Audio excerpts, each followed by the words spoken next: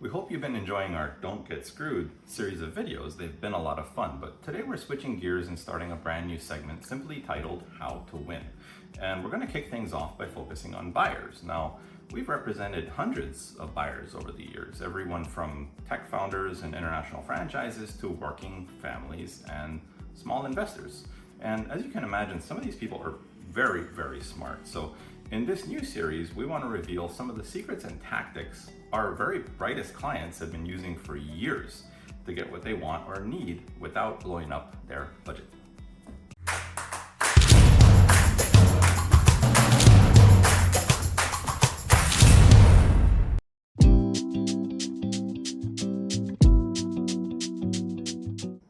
So how do you land a killer deal? Well, real estate is a lot like jewelry in the sense that if you gravitate toward the very shiniest object in the case in a jewelry store, it's a good way to lose money.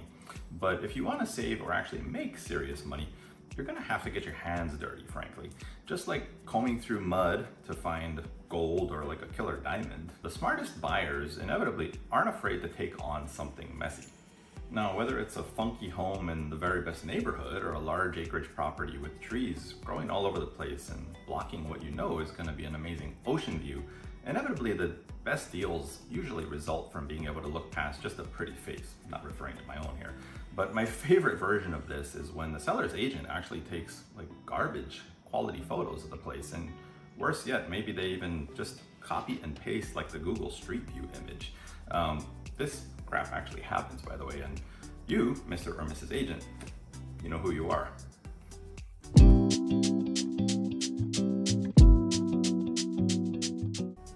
Now, we've all been told at one point or another that it pays to be curious, but in the case of real estate, it really is true. If there's a property you're seriously interested in, it pays dividends to find out everything you can about the property itself, or have your agent do that, of course. But even more importantly, sometimes to find out about the seller. You know, who are they? What's important to them? For example, everyone assumes that a quick cash closing or quick cash sales purchase is what every seller dreams about, but sometimes that's not the case. Sometimes they may need to rent the place back from you for a few months, and that would make their lives easier. Or maybe they need extra time because they live overseas, you know, and they have to book an embassy appointment, which might take weeks or months in advance. So learn everything you can about them to make their life easier. What could we do to make that happen? And sometimes that's more important than the end dollar amount.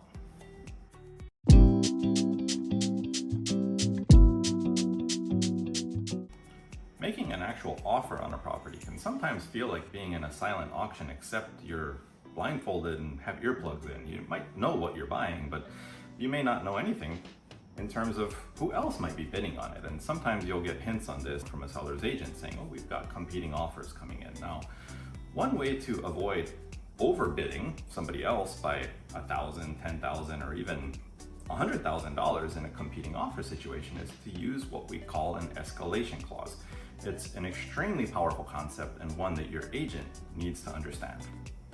Now, in an escalation clause, what you're doing is effectively offering to outbid your closest competitor by, say, like $1,000 up to a maximum price that you are comfortable with. So if something's listed for sale for, say, $1 million and somebody offers $1,001,000, you would actually automatically win up to your maximum price limit. Maybe you don't want to pay more than 1.1. It's a great way to avoid accidentally outbidding somebody else by that sky-high margin that we talked about. Now, what you say if the seller's agent's lying or the seller is lying and they don't have competing offers? Well, to protect yourself against that, have your agent put in the special terms of an offer that the other side has to show you proof in writing of the closest competing offer. It's fine to redact the names. And by the way, if they're not willing to do that, then in our experience, they're probably full of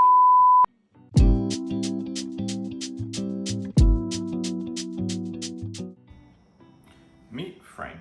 Now, Frank grew up with dirt floors under his feet before going on to actually amass multiple business empires. Now, early in my career, Frank actually got a great deal on an overbuilt just beast of a property. And during the sales process, we encountered just the most toxic seller you can imagine. This guy was famous for spontaneously combusting at the drop of a hat. Now, despite like a torrent of, frankly, awful texts, coming our way throughout the transaction, even weird threats.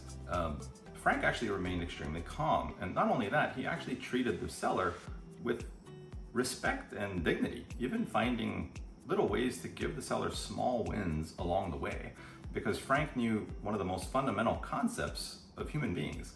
Sometimes when you give a little, you get a lot. Now, Frank successfully closed that sale. He resold the place a year later, and he made millions.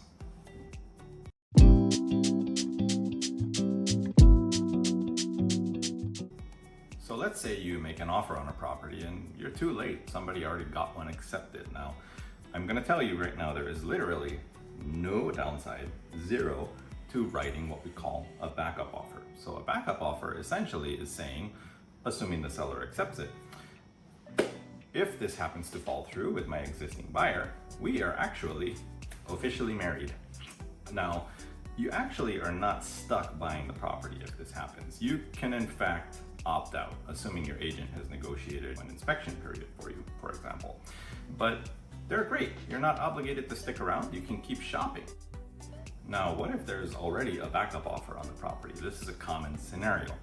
You want to put one in anyway. And the reason for that is most people, after they don't get a hold of a property, they're not going to stick around. They're going to keep shopping, just as you should. So there's a fair chance if the thing falls out, that next backup probably is not going to want the place, or at least a solid chance that they won't. But the bottom line is, never settle for no from your agent if you want to write a backup offer, because like I said, zero downside.